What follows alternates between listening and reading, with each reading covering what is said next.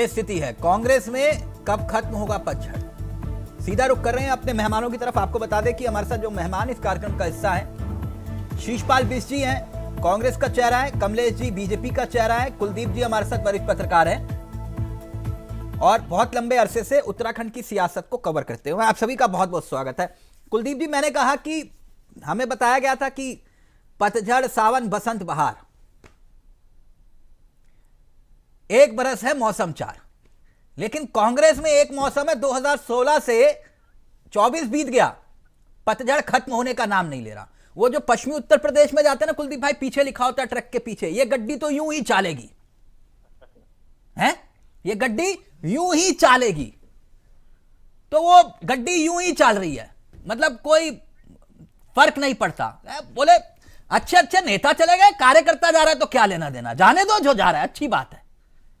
ये क्या चल रहा है? पतझड़ खत्म क्यों नहीं हो रहा उत्तराखंड कांग्रेस में? कुलदीप जी देखिए तिलक, जो बात आपने शुरू की है पतझड़ सावन की, मैं उसी भाषा में इसका उत्तर दूंगा।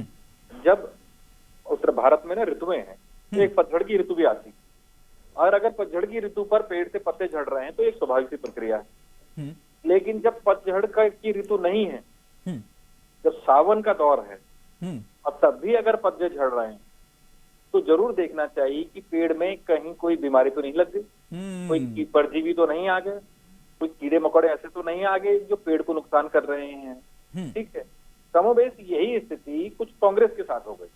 हाँ। समस्या क्या हो गई है कि इस समय भाजपा के साथ जो चीजें हैं, अगर भाजपा के उस सकारात्मक पहलू को भी चर्चा में लाया जाए तो पत्रकारों पर एक बड़ा आरोप लग जाता है कि भाई तुम जो है गोदी मीडिया हो, हाँ, बाइस्ड। हाँ। लेकिन जब हम कांग्रेस की खामियों की बात करते हैं तो कांग्रेस को लगता है कि नहीं भाई, हम पे तो कोई खामी नहीं। अगर तुम में खामी नहीं है तो 2016 से, और ये 2016 से नहीं है, ये पहले, काफी पहले से ये चीजें क्यों हो रही? इसका जवाब दे कांग्रेस के बड़े नेता। दरअसल कांग्रेस के भीतर ही जो गोदी नेताओं की एक लंबी फहरिस्त है, जिन्होंने कांग्रेस को संगठनात्मक रूप से मजबूत करने के बजाय अपनी महत्वाकांक्षाओं की बलि बेदी पर पार्टी को कुर्बान, इन्होंने जड़ों में मट्ठा डाल दिया। इन्होंने ही जड़ों में मट्ठा डाल लगा। ये अभी मैं बात सुन रहा था मथुरा दत्त जोशी जी की। अब देखिए तिलक, ये आपके साथ हमने, मथुरा दत्त जोशी जी कांग्रेस में होते थे और हमने कितनी बार यहाँ पे डिबेट किए। बिल्कुल ठीक है ना।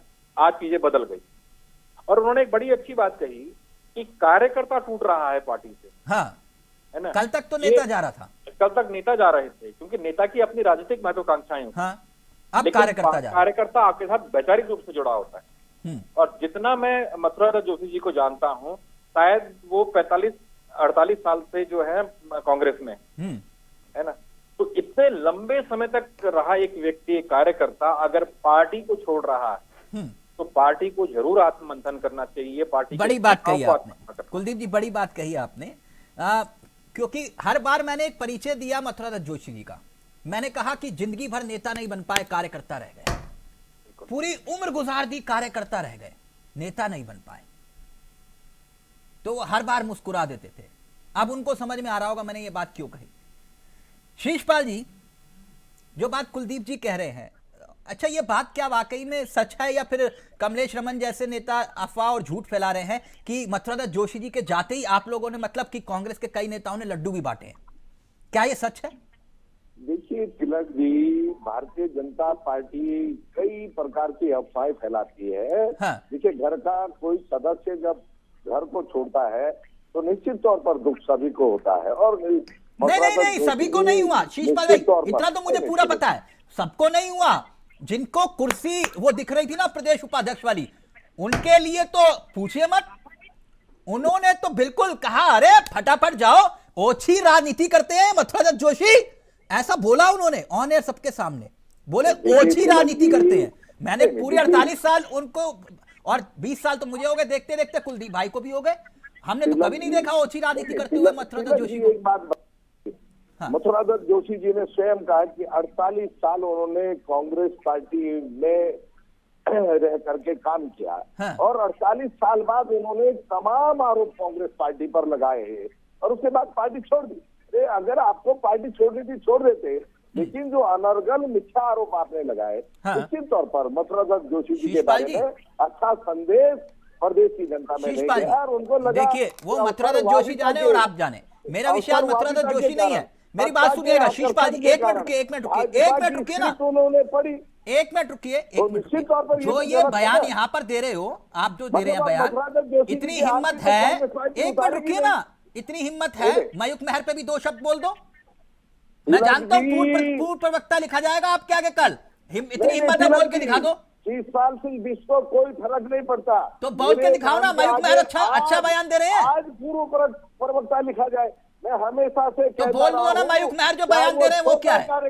मयूख महर अनुशासन में रह के बात रख रहे हैं, बोलिए ना, बोलिए। शासन को तोड़ता है, पार्टी के खिलाफ अगर काम करता है, निश्चित तौर पर पार्टी अगर मगर मत बोलिए शीशपाल जी, मेरे साथ मत खेलिए ये खेल अगर मगर का। आप लोग प्रवक्ता होंगे अपनी पार्टी के, लेकिन मेरे साथ अगर मगर का खेल मत खेलिए। मयूख महर अनुशासनहीनता कर रहे हैं कि नहीं कर रहे? बोलिए। आप भी हमें मत सिखाइए कि हमें क्या बोलना है या नहीं बोलना। तो बताइए ना मयूख महर क्या बोल रहे हैं? मयूख महर के बारे में आपके मुंह में दही जम जाता है? आप हमें सिखाने वाले कौन होते हैं? आपके मुंह में दही क्यों जम जाता है मयूख महर का नाम लेते ही? करने की कोशिश करते हैं डिबेट को। अनुशासनहीनता है कि नहीं, बताइए ना। आपके शब्द बोले, भाई मैं मजबूर नहीं हूँ। नहीं वो ठीक है, आप मेरे ऊपर गुस्सा मत उतारो। नेता आपके छोड़ के जा रहे, मेरे ऊपर गुस्सा। मयूख महर अनुशासन में रह रहे हैं भाई। निश्चित तौर पर अगर पार्टी अनुशासन को कोई नेता तोड़ता है, कोई कार्यकर्ता तोड़ता है, तो उसको उसकी छूट तो नहीं दी जा सकती। कमलेश जी, निश्चित तौर पर पार्टी संविधान के अनुसार उस पर कार्रवाई की जाएगी। कमलेश जी, लेकिन अगर जो है लगातार डिबेट में इस प्रकार की बातें कही जाएंगी कि जो लगे कि एक व्यक्ति का पक्ष लिया जा रहा है, ये एक दल का पक्ष लिया जा रहा है, तो निश्चित तौर पर तिलक जी इसका भी संदेश अच्छा नहीं जाता। प्रदेश की जनता सारी स्थितियों को देख रही है। एक मिनट टिकट किसी की पत्नी को नहीं मिलता, वो मां समान पार्टी को बुरे बुरे आरोप। एक मिनट रुक जाओ, अभी आपने आरोप लगाया, एक मिनट रुक जाओ, एक मिनट रुक जाओ। मुझे लगभग 20 साल होने वाले हैं, मैंने तिवारी जी के साथ भी पत्रकारिता की है। ठीक, मेरी बात सुन लीजिए ना, एक मिनट, नो, आपने अपनी बात, अभी ऑडियो नीचे रहेगा, अभी ऑडियो नीचे रहेगा। शीशपाल जी, एक मिनट। हमने खंडूरी जी का शासनकाल भी देखा, निशंक जी का भी देखा, बहुगुणा जी का भी देखा, ठीक, त्रिवेंद्र जी का भी देखा, तीरथ जी का भी देखा और धामी जी का भी देख रहे हैं। अभी रुक जाइए, पूरी बात सुन लीजिए। टिकट आप लोगों को चाहिए, तिलक चावला को नहीं, समझे? मेरे लिए बीजेपी कांग्रेस नहीं। मैं आपकी बीमारी, आपको आईना दिखा रहा हूं, आपको डर लग रहा है तो मुझे कोई परवाह नहीं। ठीक, पक्षपात सर, पक्षपात तब होता, आप गलत पेश कर। मेरे को सत्ता से कोई फर्क नहीं पड़ता। हरीश रावत जी थे तब भी यही सवाल करता था। हरीश रावत जी थे, आपके बड़े नेता, उनसे पूछिएगा, ऐसी सवाल करता था। मेरे को कोई फर्क नहीं पड़ता, सत्ता आप लोगों की होगी, मुझे फर्क नहीं पड़ता। सवाल सत्ता से होता है। कमलेश रमन जी रहेंगे आप। कमलेश रमन जी, शीशपाल जी गुस्सा हो रहे हैं, ठीक है, कोई बात नहीं, उनकी गुस्से नाराजगी जायज है, उनके अनुभवी साथी थे, बहुत नाराज हो रहे हैं। कमलेश जी, लेकिन समस्या तो आपके यहां भी है ना, कि जैसे आप वहां कांग्रेस में थी तो आपने कहा कि नहीं मुझे यहां से टिकट चाहिए, वहां पे थे 3 दावेदार, 2 में 1 को मिला और आपने पार्टी छोड़ दी। यहां तो एक जगह पर 10-10 दावेदार हो गए, समझ रहे ना मेरी बात? तो अब तो कुछ बचा ही नहीं, ना विरोध कर पाओगे ना घर वापसी कर पाओगे, तो आपके लिए क्या बचा? तिलक जी, सब कुछ बचा है। जब कार्यकर्ता मेहनत करता है, काम करता है, तो मुझे लगता है कि पार्टी उसका संज्ञान लेती है। और यहाँ सब कुछ है, पार्टी में सम्मान, मान सम्मान, बड़ों का आदर, बड़ों का आशीर्वाद, यहाँ सब कुछ है। ऐसा नहीं है, जो लोग आ रहे हैं बड़ी सोच समझ कर आ रहे हैं तिलक जी, उन्होंने बहुत वर्षों तक कांग्रेस को देखा, ऐसा नहीं है। लेकिन कांग्रेस में एक नारा बहुत सटीक बैठता है, आपने भी सुना होगा, ना खाता ना बही, और जो वो कहे वही सही। मेरे घर को लगी आग मेरे ही दीपक से, मेरे ही घर के चिराग से, तो दोस्त दूसरों को क्यों देना? आप अपने घर में खुद झांक करके देखें कि क्या कमियां ऐसी हैं जो हमारा कार्यकर्ता जा रहा है। उसमें भारतीय जनता पार्टी का कोई दोष नहीं, उसमें मीडिया का कोई दोष नहीं, उसमें उस कार्यकर्ता का कोई दोष नहीं जो जा रहा। आप नाकामयाब हुए, अपनी विफलताओं का ठिकरा कार्यकर्ताओं के ऊपर छोड़ना, अपने आदेश जबरदस्ती कार्यकर्ताओं से मनाना, अपने किए गए जो वादे उनको तोड़ना आपने खुद सीखा, आपने खुद सिखाया लोगों को। कमलेश जी, आपने आज कहा मैं एक बयान खाता ना देगी बही। थी, तिलक जी, नहीं, एक मिनट रुकिए ना, एक मिनट सिर्फ रुकिए। एक सेकंड, सिर्फ एक सेकंड। हाँ। आज माननीय हरीश रावत जी ने एक पोस्ट लिखी, उस पोस्ट में उन्होंने लिखा, जिसकी अभी आपने बात करी थी ना, एक बयान की कि इनकी मानसिकता बहुत छोटी है। उन्होंने उसको बकायदा प्रेरणा देने का काम किया, आशीर्वाद देने का काम किया। तो आप बड़े नेता होकर के बदतमीजी सिखाने का काम कर रहे हैं अपने कार्यकर्ता को, जो टीवी डिबेट में या कहीं बोलता है आकर के। आप अच्छे संस्कार नहीं दे रहे उनको, आप उनको बोल रहे हैं कि आप अपने सीनियरों के साथ बदतमीजी करो, आप अपने छोटों के साथ बदतमीजी करो। कमलेश जी, अगर कोई आप विपक्ष रहने दोगे या आपदा में अवसरी तलाशोगे? मेरा सवाल ये था। पूरे तो कांग्रेसीकरण हो गया, भाजपा वहां कांग्रेस बचे नहीं। मैं देख रहा नहीं, आप मुस्कुरा रहे हैं, मैं देख रहा था जब जोशी जी का स्वागत किया जा रहा था, एक तरफ बैठे हुए थे किशोर उपाध्याय, पीछे खड़े थे जोत सिंह बिष्ट, कोने में खड़ी थी आप, और साथ में खड़े थे आपके वो कांग्रेस के रतुड़ी जी भी थे वहां पर, और सारे वही सब पुराने। मेरे को तो एक बार बड़ा आश्चर्य हुआ, मैंने कहा कहीं कांग्रेस वाली प्रेस कॉन्फ्रेंस तो नहीं आ रही। बाद में पता चला नहीं है कांग्रेस ही नहीं है तो भाजपा ही हो चुके हैं। मैं ये कह रहा हूं जी। देखिए, आपने जो सवाल मुझसे किया, मुझे लगता है ये कांग्रेस से पूछना चाहिए आपको सवाल कि आप विपक्ष रहोगे भी या नहीं रहोगे, क्योंकि ये उनके ऊपर है, ये उनका फेलियर है, ये हमारा फेलियर नहीं है, ये उनके अध्यक्ष का फेलियर है, उनके शीर्ष नेतृत्व का फेलियर है, उनके शीर्ष नेतृत्व का फेलियर है। नहीं, अगर अध्यक्ष वो का अपने क्या? कार्यकर्ताओं को नहीं रोक अब पा रहे। अध्यक्ष क्या करे? अध्यक्ष के कहने पे तो कुछ हो ही नहीं रहा ना, वो क्या करेंगे बताइए? अध्यक्ष को तो बाईपास करके जब सूची प्रभारी के पास पहुंचा दी जाती है तो अध्यक्ष क्या करेगा? अध्यक्ष तो कुछ करना चाहता था युवाओं को आगे बढ़ा करके। हाँ, तो मुझे लगता है कि अगर जब अध्यक्ष ही कोई नहीं सुनेगा, अध्यक्ष का कोई कहना नहीं मानेगा, अध्यक्ष को ये राइट नहीं होगा। आप जो लोग छोड़ के आए हो, आपने कहा कि एक परिवार की पार्टी बन गई, उसका आधार बताइए। एक परिवार की कैसे? उत्तराखंड कांग्रेस एक परिवार का कैसे जो है पूरा अस्तित्व आ गया उसमें, जरा समझाइए। जी, देखिए, मेरे बेटे को टिकट दे दो, मेरी बेटी को टिकट दे दो, मेरी पत्नी को टिकट दे दो, मेरी भतीजी को टिकट दे दो, मेरे साले को टिकट दे दो। आज अगर आज वहाँ बैठे हैं तो वो उनके साले बैठे हैं। कौन है मुख्य प्रवक्ता के अध्यक्ष, प्रदेश अध्यक्ष कौन है? माननीय हरीश रावत जी के सगे साले। परिवार कैसे? मेरे को परिवार बताइए ना, परिवार ये परिवार ही तो हुआ। और क्या हुआ कांग्रेस में? आप दिल्ली से लेकर के उत्तराखंड तक नहीं, आपने कहा कि पत्नी को भी टिकट, बेटी को भी टिकट, बेटे को भी टिकट। किसके बेटे की बात कर रहे हैं? 2009 2008 में लोकसभा पत्नी को टिकट दे दो, 2013 में मुझे टिकट दे दो, फिर अब 2024 में मेरे बेटे को टिकट दे दो। कार्यकर्ता कहाँ जाएगा तिलक जी? वो क्यों इतना पैसे नहीं, संगठन एक परिवार पर कब्जा कैसे हुआ? वो तो आप किसी एक व्यक्ति विशेष की बात कर, पता नहीं कौन है, किसकी बात कर रहे हैं, मेरे को नहीं पता। अब तिलक जी, क्योंकि आप, मुझे लगता है कि आप पत्रकारिता कर रहे हैं तो मेरे से ज्यादा शायद आपको ज्यादा मालूम है अध्यक्ष पद पर कौन बैठा है, मुख्य प्रवक्ता स्वयं कौन बैठा है, प्रदेश के टिकटों का बंटवारा कौन करता है, किसके कहने पर सिंबल मिलते हैं, किसको टिकट दिया जाना है, किसको नहीं दिया जाना है। नहीं, परिवार का कब्जा संगठन पर भी है। जाहिर सी बात है, पूरा कांग्रेस भवन एक परिवार का ही तो है। वहाँ कार्यकर्ता कौन है मुझे बताया? किसके परिवार की बात कर रहे हैं आप? मेयर का जैसे ही टिकट हुआ, इनके किसके परिवार की बात कर रहे हैं आप?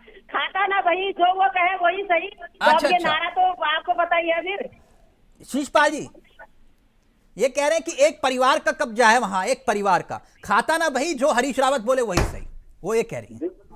देखिए तिलक जी, मैं इस समय कांग्रेस के प्रवक्ता के तौर पर आपकी डिबेट में बैठा हूँ। मेरा तो कोई परिवार का सदस्य कभी राजनीति में नहीं रहा, और लंबी फौज है ऐसे नेताओं की, कार्यकर्ताओं के कांग्रेस में जिनका राजनीतिक परिवार से कोई ताल्लुक नहीं रहा, और लगातार कांग्रेस की विचारधारा को वो आम जनमानस तक पहुंचाने का काम कर रहे हैं, सरकार की जन विरोधी नीतियों के नहीं। खिलाफ कभी लड़ आप रहे लोगों ने हैं। आत्ममंथन लेकिन किया कुछ कि लोगों हमारे का नेता दर्द- छोड़ के क्यों जा रहे कुछ हैं? लोगों का दर्द जो टिकट को लेकर के है, जो मैं अभी डिबेट में कई बार सुन चुका हूँ, शायद वो टिकट के योग्य नहीं समझेंगे, भाजपा का दामन थामा।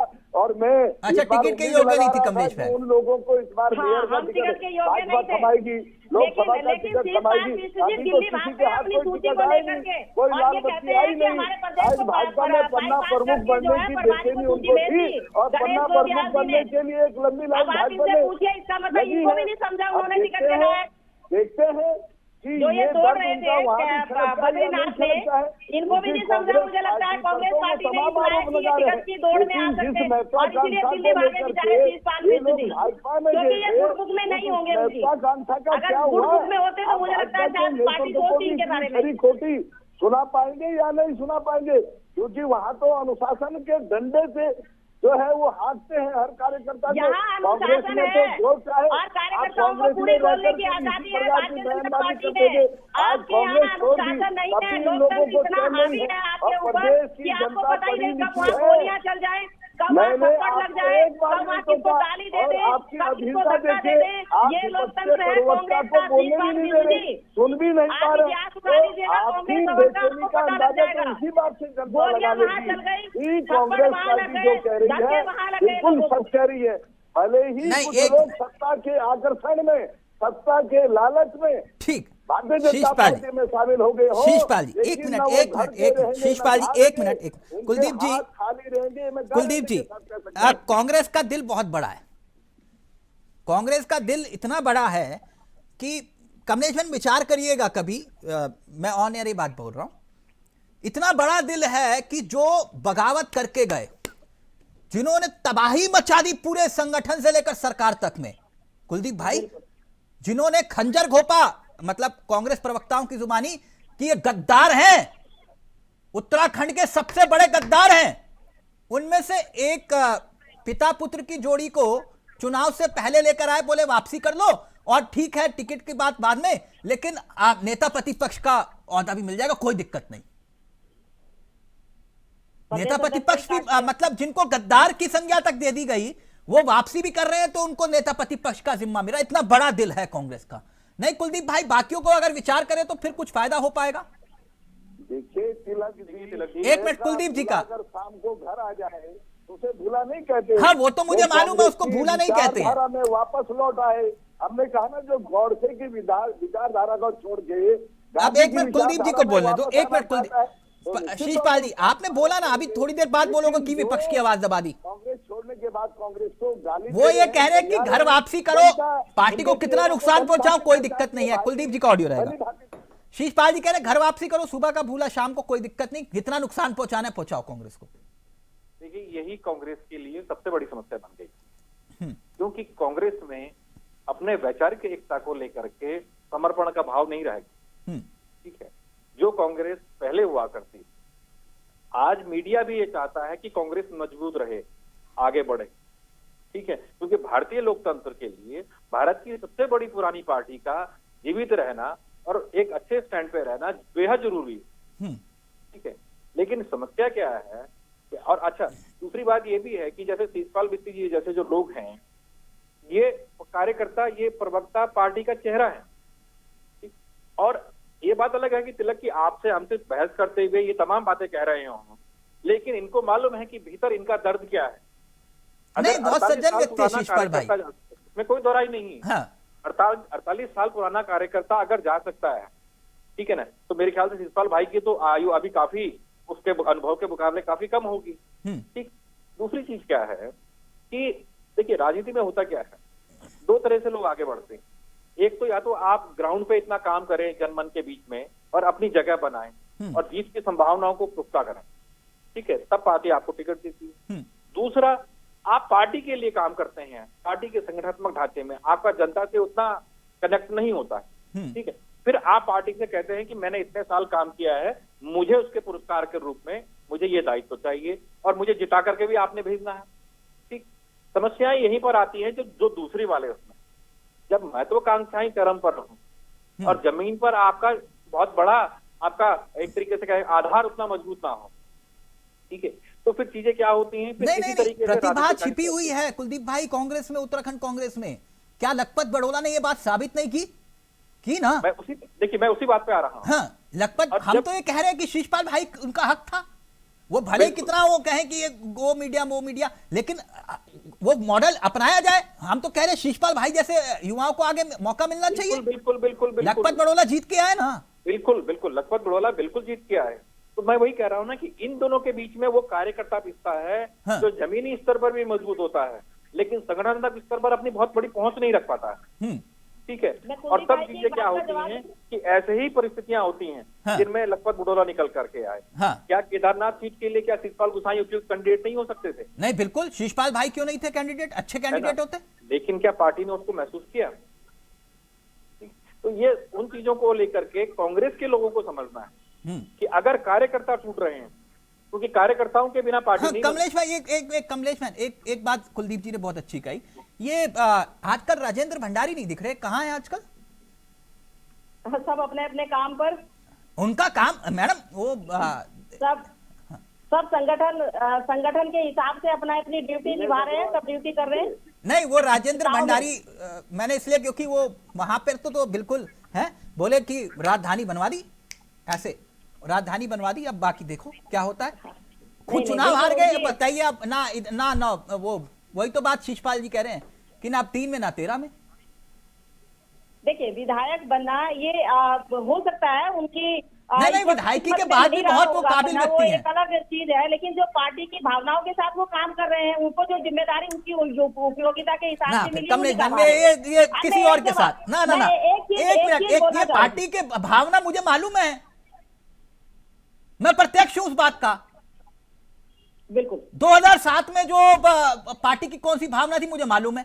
एफआरआई में समर्थन दिया था, ऐलान किया था कि बीजेपी में है, और सबसे पहला इंटरव्यू मुझे दिया था उन्होंने, बोले कि पहले यशपाल बेनाम का बयान सुनाओ और फिर उसके बाद बताऊंगा मैं किसकी तरफ हूं। बिल्कुल बोले तब तक मुंह नहीं खोलूंगा। इसे नकारा नहीं जा सकता। हाँ, तो फिर ऐसे मत बोलो, ये हमें भावना मालूम है 2012 से कौन नंबर डायल कर रहा था और कितनी बार बात हुई। भाई ने एक बात कही, मैं एक सेकंड लेना चाहूंगी। ये काम मेरे साथ नहीं, कमलेश भाई, ये काम मेरे साथ नहीं। वो उनके राजनीतिक गुरु उनको नहीं ला पाए, है ना। अब फिर ज्यादा मत बुलाओ मुझसे, उनके राजनीतिक गुरु नहीं लेकर आ पाए। एक सेकंड दूंगी आपका। कुलदीप भाई ने कहा कि कांग्रेस में जो है ऐसे लोगों की जरूरत है। मुझे लगता है कि जब ये सेकंड लाइन को बढ़ने ही नहीं देते, युवाओं को आगे नहीं आने नहीं देते, तो लाइन बनेगी कैसे? अच्छा 10 सेकंड शीशपाल जी आपका, क्योंकि 2 दिन पहले जो क्या नाम है इनका, जो सिंह विष्णु से निकला है, मथुरादत्त जोशी जी कह रहे थे नहीं बीजेपी ये बीजेपी वो बीजेपी, और फिर 2 दिन के बाद हृदय परिवर्तन हो गया। बताइए 48 साल जिन्होंने 45 साल पूरी जिंदगी कांग्रेस को दी, उनका हृदय परिवर्तन हो गया। कुछ आपका इरादा तो नहीं है ऐसा? नहीं, देखिए तिलक जी, हम कांग्रेस के सिपाही हैं और कांग्रेस जहाँ हमें तैनात करेगी हम अपनी सेवाएं देंगे। और मथुरादत्त जोशी जी ने 48 साल की सेवा के बाद कांग्रेस की विचारधारा से मुख क्यों मोड़ा, इसका जवाब तो वही दे सकते हैं। हाँ। लेकिन जनता कह रही है कि सत्ता के प्रलोभन में, सत्ता के आकर्षण में उन्होंने ऐसा वक्त इजाजत नहीं दे रहा। एक गड्डी यूं ही चलेगी, गड्डी यूं ही चलेगी। सत्ता की चुंबक होती है लेकिन इतनी असरदार नहीं होती कि निष्ठावान कार्यकर्ता की निष्ठा को ही समाप्त कर दे। थैंक यू सो मच, बहुत बहुत शुक्रिया कमलेश जी, शीशपाल जी, कुलदीप जी, आप सभी का। फिलहाल मुझे इजाजत, नमस्कार, जय हिंद, जय भारत, जय उत्तराखंड।